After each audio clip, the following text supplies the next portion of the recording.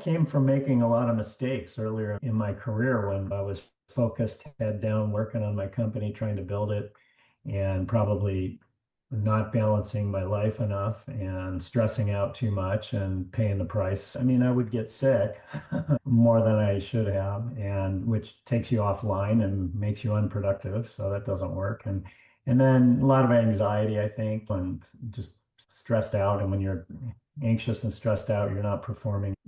Big thing that I always insist on of all of our leaders is develop your number two. You have to have a number two. You have to have a person behind you that you're developing, that you care about, that you can delegate to properly, that can grow right behind you, and that can take over your job if you get hit by a bus. And that's really important for the sustainability of your organization. Hello, it's your leadership coach, Estelle Read, and host of Optimising Leader Brilliance, the place for calm, confident, and strategic leadership. Stay tuned to the end for a mini coaching and reflective practice. Find out more about my services by heading over to estelleread.com. Today's guest is going to give you three things: a masterclass in creative leadership, a blueprint for double-digit business growth, and a perspective on how art, architecture, and vision come together to dominate any industry. My guest is Lawrence Armstrong, artist, architect, chairman, philanthropist, and New York Times bestselling author of Layered Leadership. Drive double-digit growth and dominate your competition with creative strategies and execution. So welcome, Lawrence Armstrong. I was saying earlier, wow, what a lot you're involved in. So to get a sense of who you are, what makes a typical day for you? What does it look like? Do you have any non-negotiable routines? Oh, wow. Okay. First of all, thanks so much for having me on. I'm excited to be here. And yeah, I spent 28 years as CEO of our organization building it. And I transitioned to chairman a few years ago and am in a buyout right now, which is awesome. And so my day has become much more multifaceted, which is exciting. So I may spend time on my art, obviously on my book, on my philanthropic pursuits, trying to work out, make sure I'm staying healthy. And I still spend a little time on my company and various other things as well. What's non-negotiable, I guess, are my workouts. I've learned over time that, and I make kind of a big deal about that in the book, that your personal health and well-being is important and it should be non-negotiable because it allows you to do everything else you want to do. Yeah, and how did that come about for you in terms of health and well-being being non-negotiable? Yeah, it came from making a lot of mistakes earlier in my career when, I was focused head down, working on my company, trying to build it, and probably not balancing my life enough and stressing out too much and paying the price health-wise. So over time, and really my wife is my best coach in this way, helping me to do this, just scheduling, I think, with another person, be that a trainer or a Pilates instructor, kind of a regularly scheduled workout that you have on the calendar so that it's not just, well, maybe today I'll work out at lunch or maybe after work I'll go work out, which, ends up being very sporadic and doesn't happen and all kinds of reasons why it doesn't happen. So for me, anyway, once you schedule it and you can commit to it, you can keep and you see the results. So Yeah. exactly. And that links to a study about goal attainment, that apparently when we have an accountability buddy, we achieve our goals, we increase the chances something up to 95%. So that makes really good sense. And so I'll show you mine and I'm hoping you'll show me yours. So I hear you entirely running a business. And for any listeners that lead companies, we can end up making mistakes when it comes to our health and well-being, can't and I ended up burning out. I ended up with ME and chronic fatigue.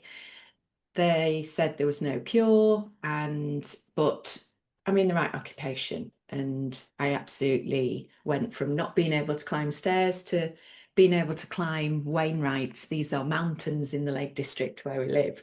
So how did those mistakes, not balancing work life, how did it impact you? How did you pay the price?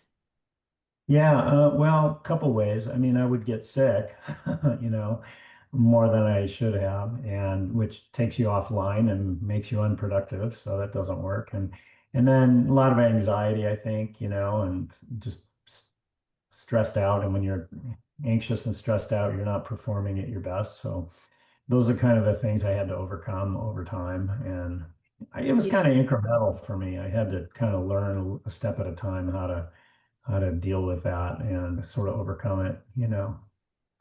Yeah. And is that part of your book, the layered leadership? There. It is. There's the book is also multifaceted, but there is a section in there about um, taking care of yourself, and I call it sort of my personal health manifesto. I also have my personal financial manifesto in there because you want to maintain personal financial health so that you again maintain that discipline so you can focus on what you want to focus on and not worrying about, being upside down financially. Oh, So yeah, that's another aspect that's in the book. And those are just, I think an area where improving and developing yourself as far as in support of developing and running your company. And so it's all part of what I call whole brain leadership, bringing creativity to leadership and multiple layers into leadership to be successful. and what's your definition of whole brain leadership? What does it mean to you?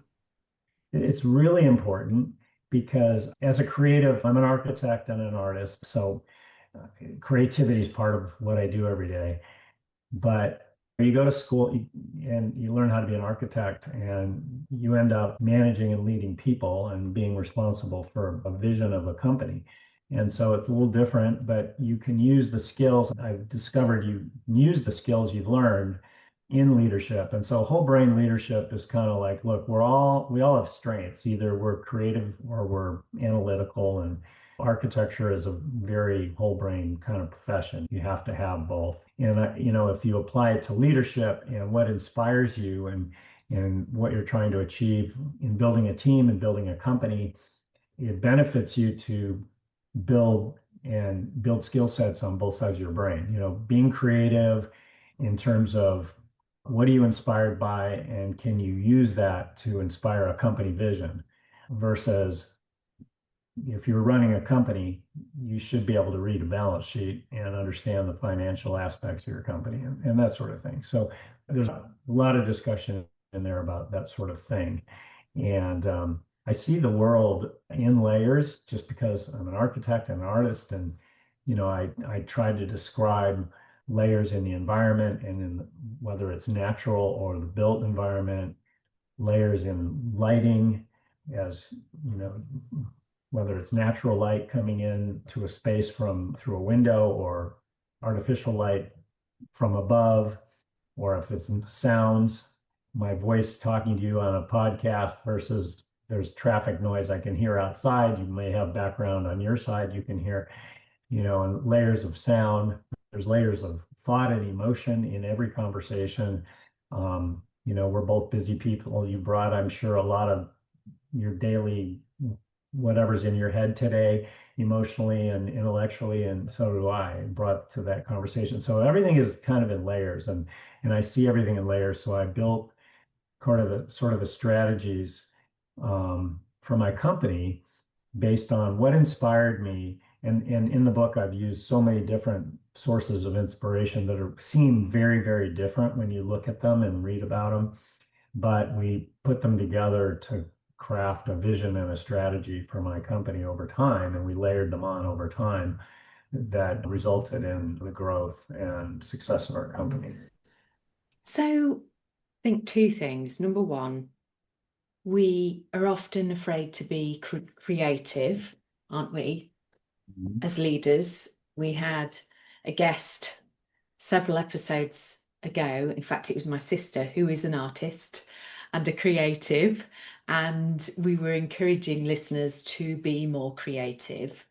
So, what are your thoughts about inroads to that? And then, secondly, what is it that inspired you to create this process? Yeah, so if someone is, because lots of people have told me, and I'm sure have told you over time, well, I'm not a creative person. I'm more of an analytical. Okay. So my thing there is that, okay, you can build out both sides of your brain. There's a lot of emphasis in what we're taught in books and that go with your strengths, go with your strengths. That's going to make you successful. And that's true.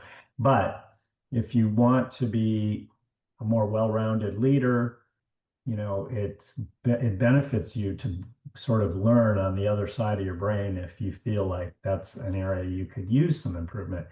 You know, I suggest with people that don't feel creative, something as simple as just carry a little sketchbook around. People are very uncomfortable with sketching and drawing if they've never done it. And I said, well, just carry one around and, start by just jotting ideas down and then just sketch. And it doesn't have to be good or something you're going to put on display. It's for you. And over time, if you work that muscle, your drawings will get better and better and better, whatever it is you're inspired by. And it's sort of the same with the idea of the company, um, where you draw inspiration, what gets you excited, you know, everyone is inspired by something. And if you can take whatever that is, for me, sometimes it's a piece of music, or I draw a lot of inspiration from Leonardo da Vinci because he was the ultimate whole brain developed person. But if you're inspired by something, how can you leverage that inspiration into something that you can use every day when you're building a team or a company or whatever? And I've got lots of examples of that in my book, but I've drawn from great business books that are mentioned in the book. I've drawn from high school physics class and the visible light spectrum. I turned that into a metaphor for how to diversify our company, which I can talk about. Leonardo da Vinci, the Roadrunner and the Coyote. Yeah, so there's all kinds of different inspirations, metaphors, etc., that I've used over time. And I think whatever your inspiration is, think about how can I use that to relate. What one of those might relate to what's going on in my company and what's going on that I can maybe turn into a strategy or a vision to help push forward and inspire our people. And so that's kind of the process. It's a little conceptual, but there's some, specific examples and which I can go into if you like, but in the book that how we sort of did that, leverage those things. So, yeah, let's talk about some specific examples. Take, for example, if you were running a team day and you're wanting to inspire the team with an updated vision for the business. And, I think we're all used to, aren't we, having vision boards and that type of thing. That's the Mhm. traditional way in which we might hold a visioning day and creating a vision statement. So, drawing on your processes, what are some practical things that people could do to bring to life a strategy, a vision, to use that creative part of the brain? Yeah, I think it's great to involve the team, whether it be the executive team or, a group of leaders within your company, or even at some level, the whole company, into the strategies and the plan for the year for where you're going to go. But it's the leader's job to show up with a vision, and to inspire. So I think one of the things I always say is you always have to be out in front of your company. You have to provide that overall big picture vision. for years and years, we, like many companies, wrote business plans, and we got pretty disciplined at that, which was great. And then, we finally decided, okay, we need a long-term plan, a 5-year plan. So, we showed up, I think this was in 2002, and we had been growing, but we didn't really know quite where we were going to go. So we decided, okay, we have to define that. So I suggested, look, we need to try to double in 5 years. And so we created and so that would have been, we wanted to double by 2007. So we called it our 007 plan. And we all got in a room, and, people were excited about that idea, and that sort of James Bond tie to it. We're gonna dominate, we're gonna double in size in 5 years. And you get the whole company behind it, beginning with the leaders. And I think the idea is to get people excited and then generate ideas. Okay, how are we going to do that? What strategies can we implement? So I'll give you I'll go back to the visible light spectrum. So our particular company, we're an architectural firm, and we wanted to diversify the company. We specialize in commercial real estate type of projects. And we were a little vulnerable to recessions, the ups and downs of the economy. And so we decided to diversify, but wanted to do it very carefully. So I used as a metaphor the visible light spectrum. So, the colors of the rainbow. What we wanted to pick in diversifications were services and products that closely aligned with our expertise in commercial real estate. So, for example, we added interior design related to those type of projects. Most of our work was in office and industrial. So we added retail, we added healthcare, we added high-tech manufacturing.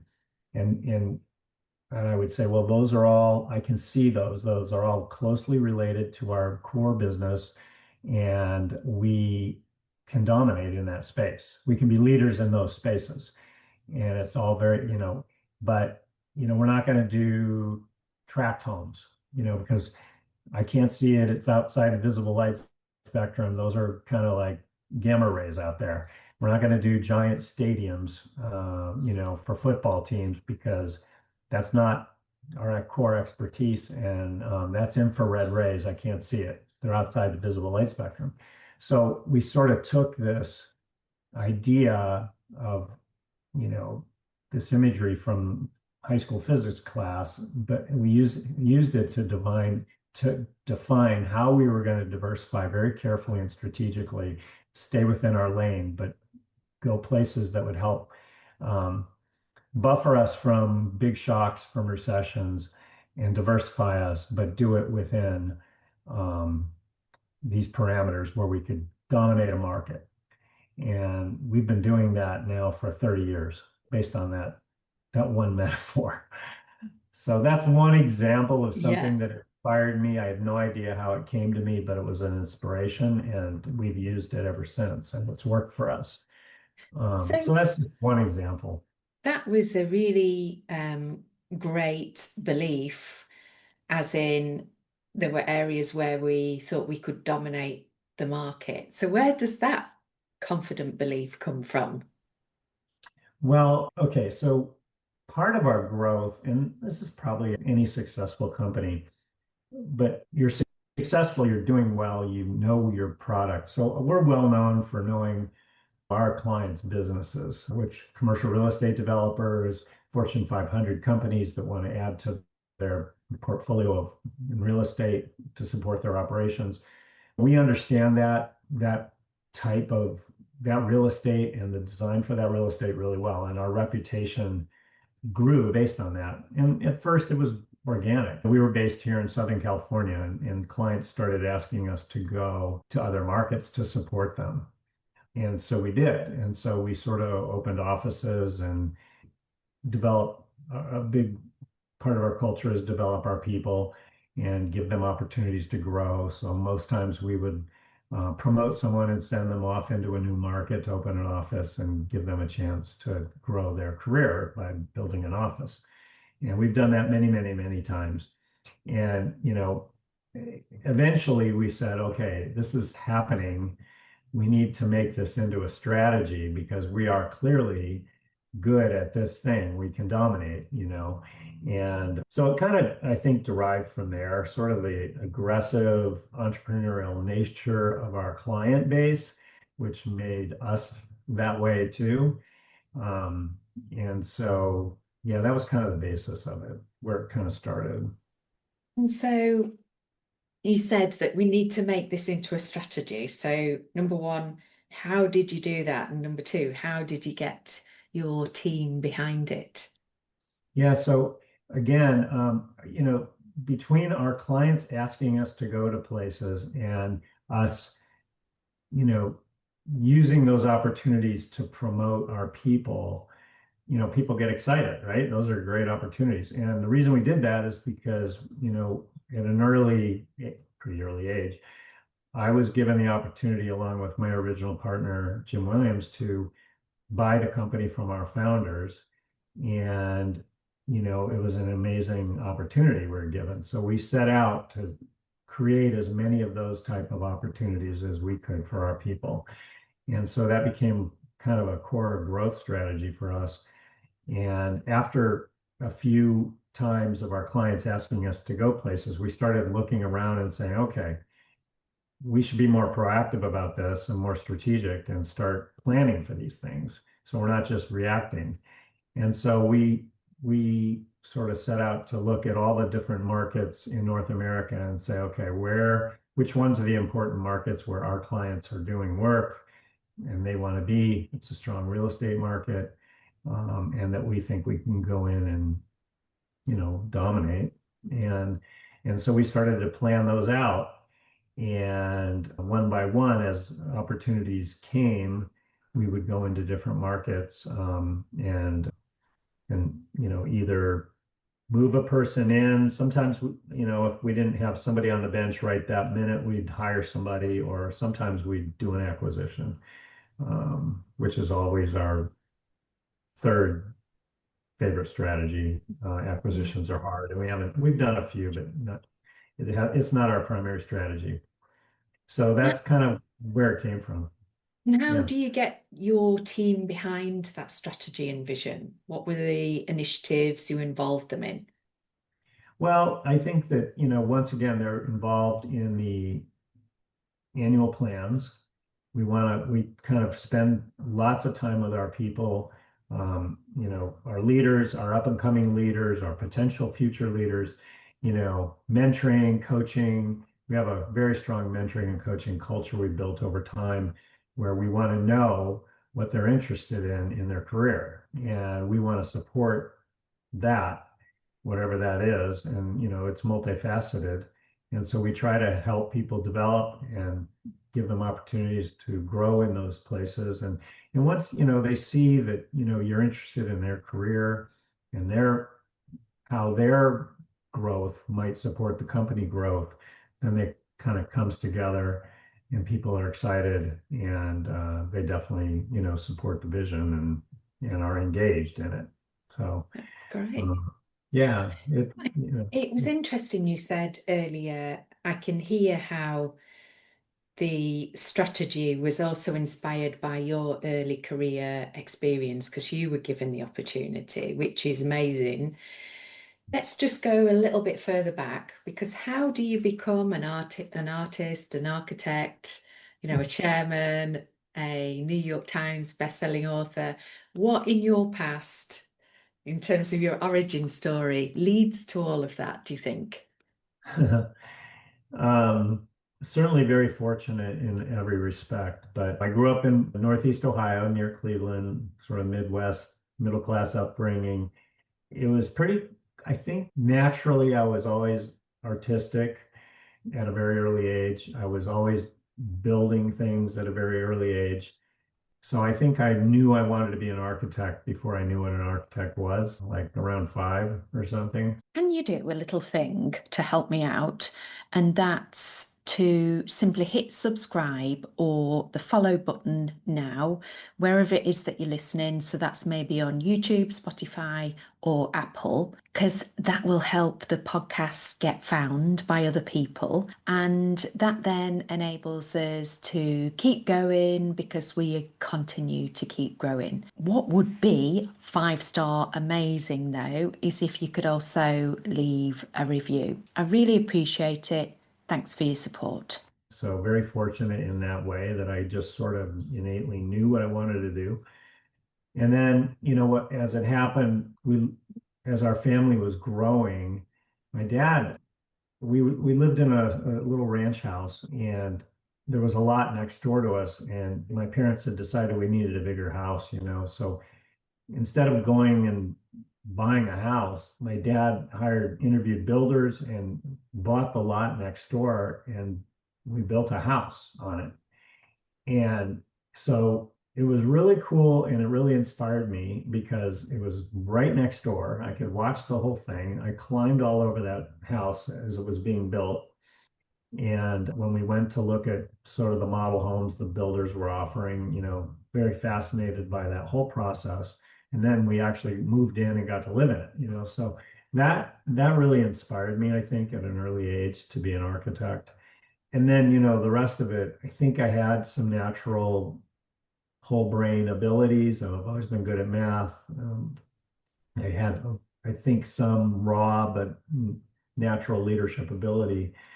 Um, so as I, built my career after college, I was promoted, and, I was very fortunate to have those opportunities. And yeah, so, the art I set aside for a long time. I was building my company, raising my family, all that kind of stuff. And I had a sketchbook. I always had sketchbooks, but I didn't really pursue art. And so when I was getting ready many years ago to start thinking about how I would transition the company and form a succession plan, I decided I needed to figure out what I would do after that happened.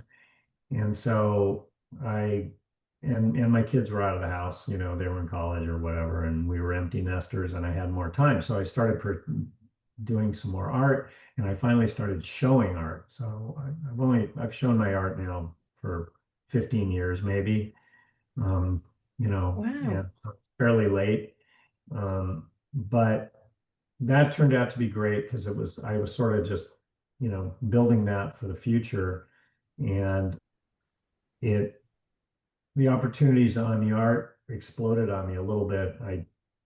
It grew way faster than I expected. So, I'm showing, and I have been showing, all the major art markets in the United States and Europe. And, Wow. and so it's been really great and pretty fun. Done a bunch of commissions for people, and,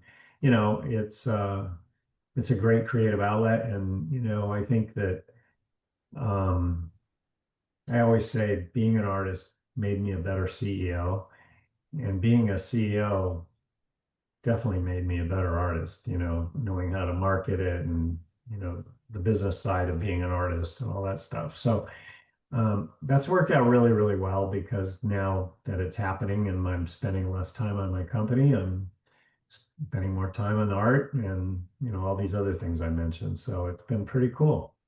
Yeah. What was that very first step like? When you put a piece up that people could potentially, well, Mhm. view, buy. The reason I ask, I've just spent a week in Galicia with my sister, who, as I say, is an artist, and she doesn't realize how good she is. She's brilliant.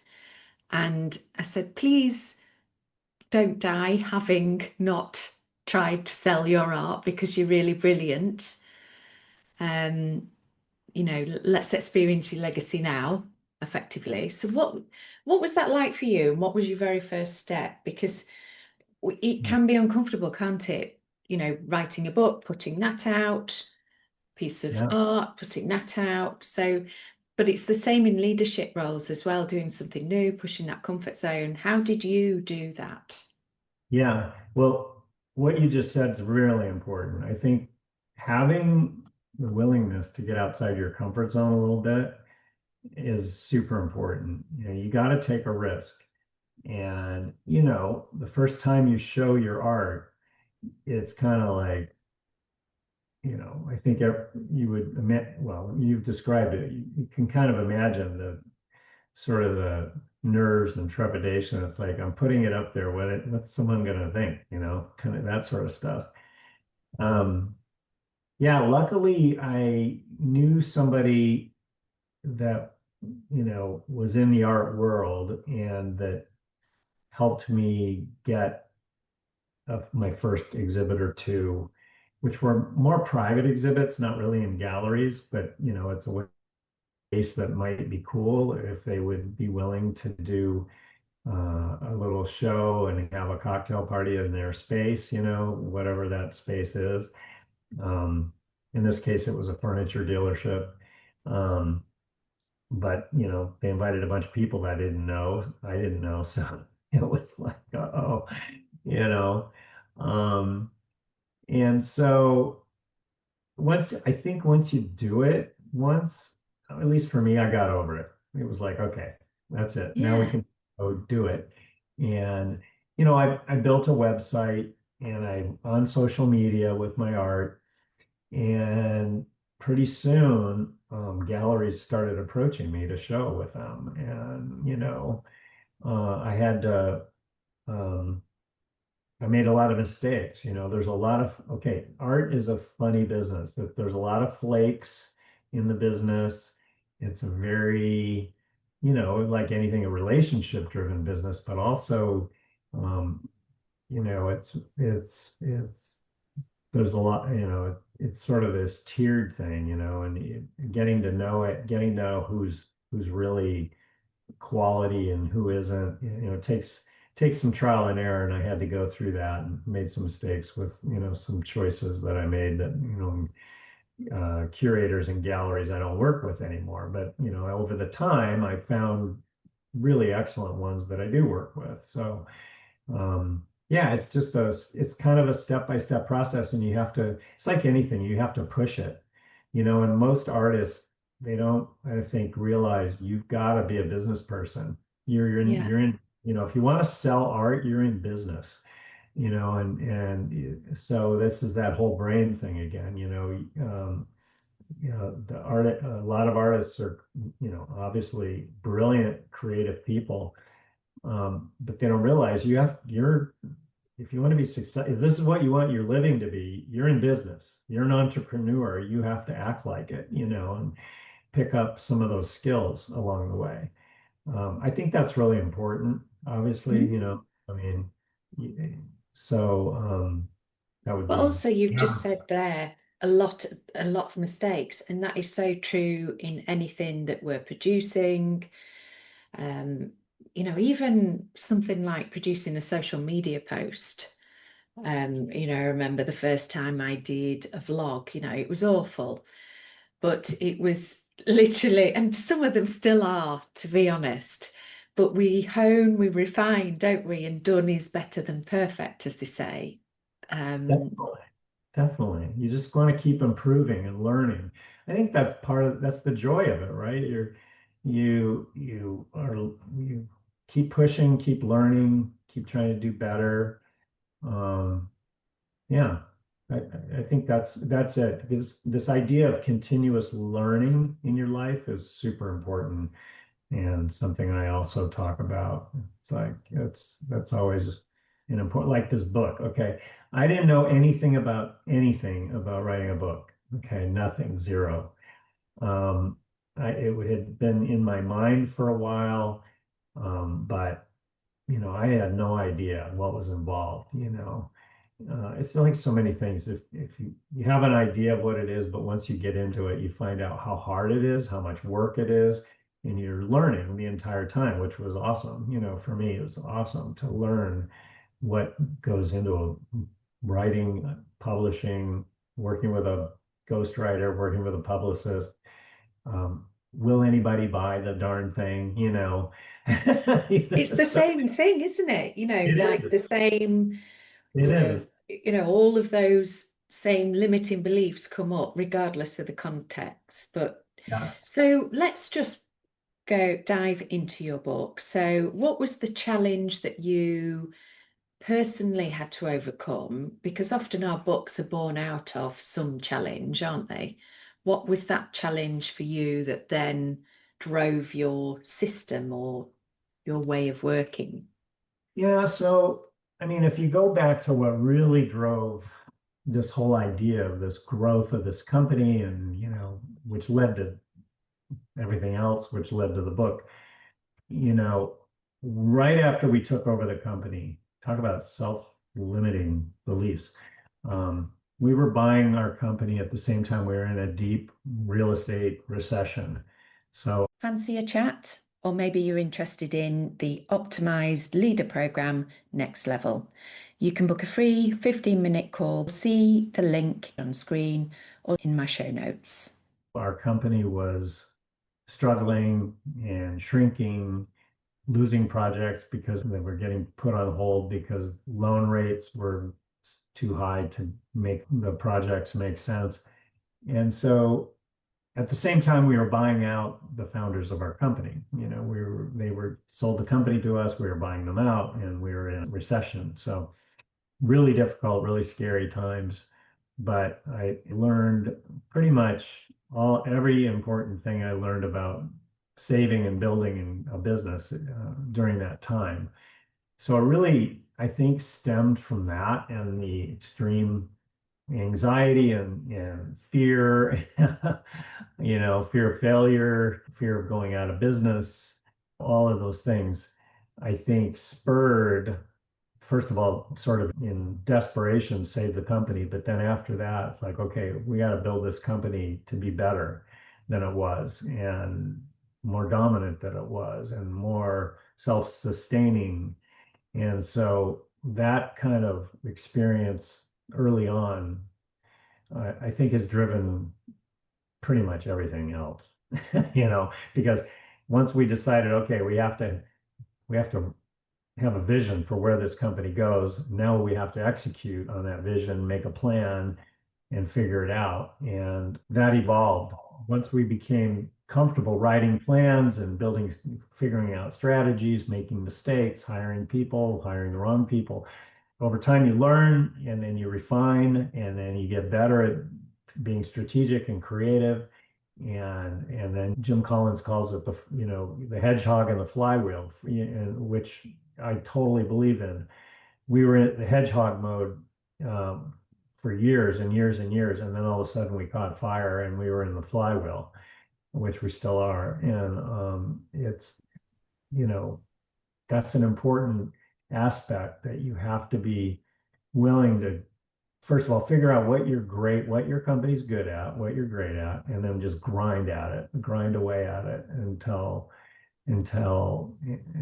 until something happens, until you actually get there. But you have to stay with it and stick with it and be creative and be resourceful until you get there. Right. And so, is there, obviously, we dipped in and out of your book throughout our conversation. Is there anything else as part of your framework or your system of working that you would like to draw our attention to as part of that? Um, well, it's really, you know, again, it's being inspired, figuring out how to be creative to turn your inspiration into strategy. It's developing your people relentlessly, caring about them and their growth and their career. You know, the other thing I haven't mentioned yet, but this is actually going to be my question for the next. Oh, let's go for it then. Yeah. So a big thing that I always insist on of all of our leaders is develop your number two. You have to have a number two. You have to have a person behind you that you're developing, that you care about, that you can delegate to properly, that can grow right behind you, and that can take over your job if you get hit by a bus. And that's really important for the sustainability of your organization. So my question to your next guest will be, who's your number two? Ooh. And if you don't have one, um, then that's your assignment. To go develop one. Brilliant. So, our last guest, Maddie Brenner Roach, who is an embodiment coach, she's left you a question. Okay. So, she wants to know. So, she said, leaders have such an incredible amount of self awareness, but rarely this is physical. So, what is your body telling you that you currently aren't hearing? Mhm. I've focused so much on this that I feel like I hear, I know what my body's telling me. Um, so, Give me an example of well, how you focus on it then, because that's interesting. okay, so yeah, because we're all working on this has been a lifelong thing, and I've got at least in the last 25 years.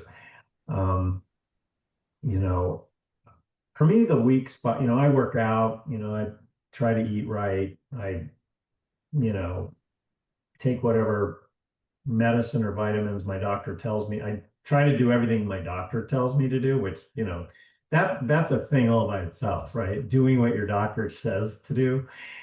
My weak spot is my diet, I guess. You know, I know what I'm supposed to eat. I cheat probably more than I should. So I would say that's maybe the one thing that I could continue to work on. We're always working on something, and for me, that I guess that would be it right now. We heard it here, folks. Is that accountable?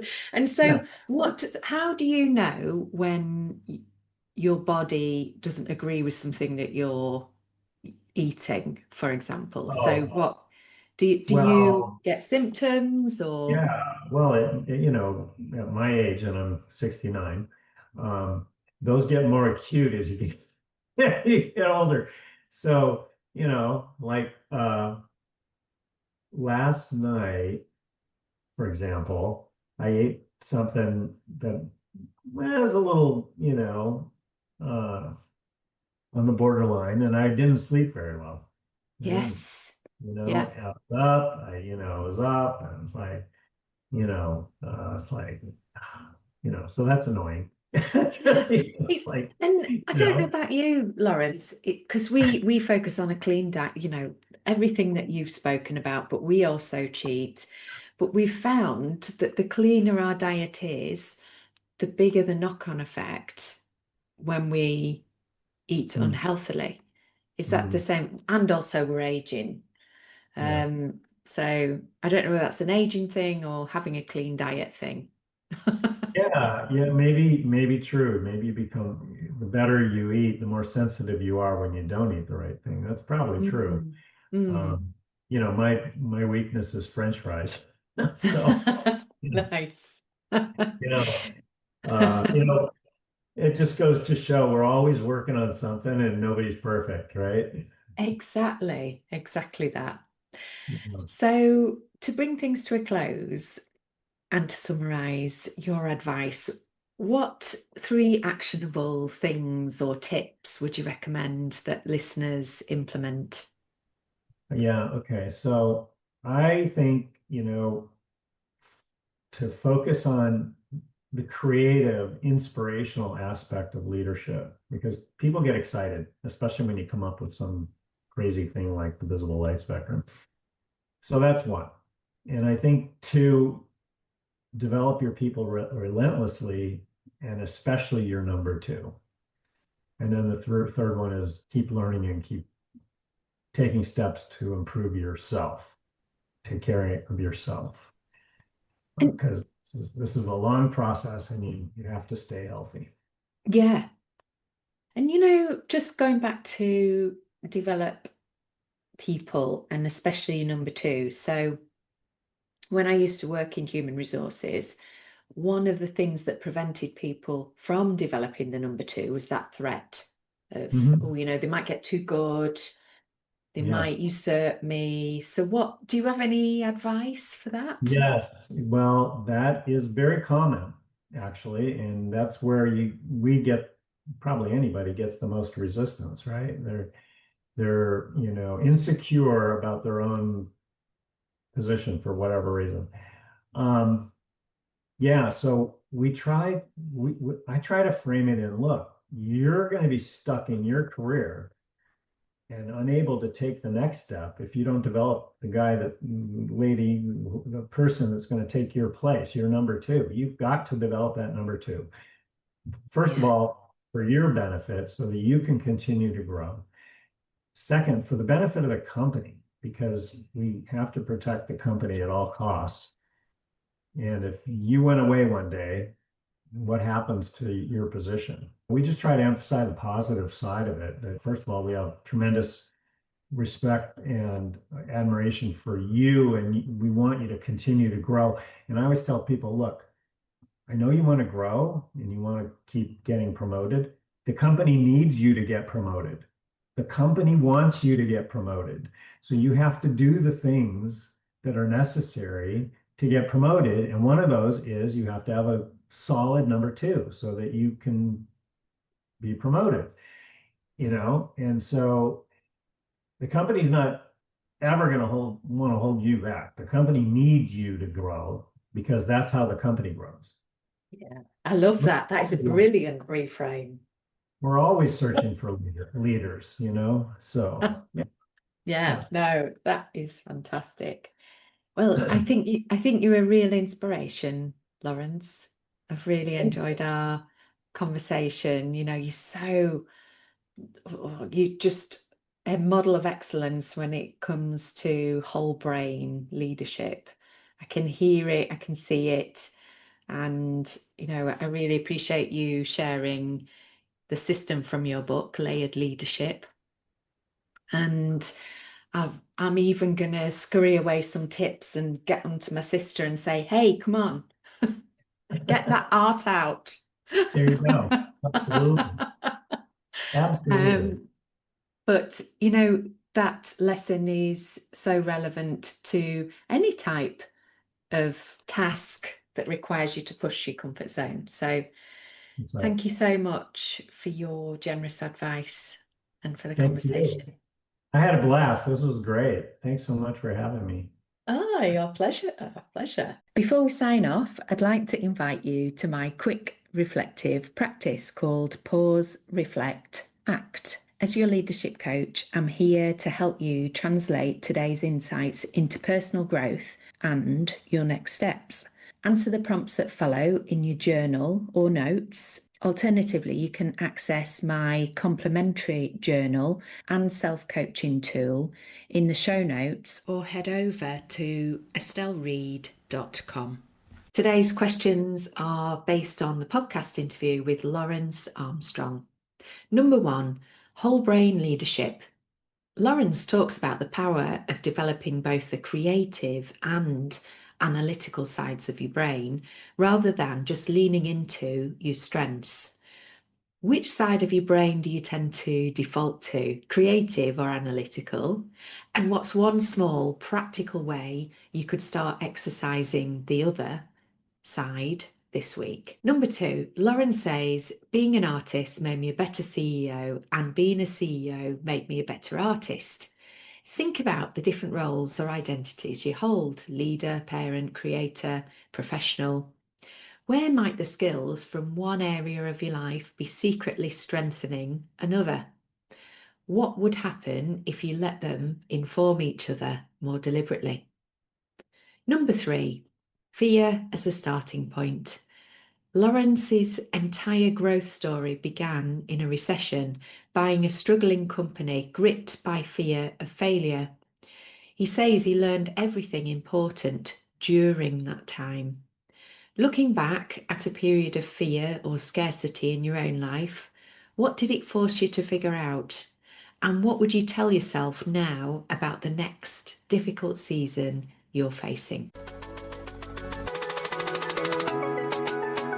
If you'd like to be notified when the next episode drops, remember to subscribe. If you found this episode helpful, please share it with someone who might benefit. Finally, if any of these topics have sparked your interest and you'd like to work with me, you can apply for a free discovery call at estelleread.com. estelleraad.com. Let's see if we're a good fit. You'll also find plenty of free resources there. I'm Estelle Read, executive coach, speaker, and best-selling author, and this has been the Optimising Leader Brilliance podcast. Thanks for listening. This podcast is for informational purposes only and should not be considered professional advice. Please consult with a qualified professional for any specific advice related to your situation.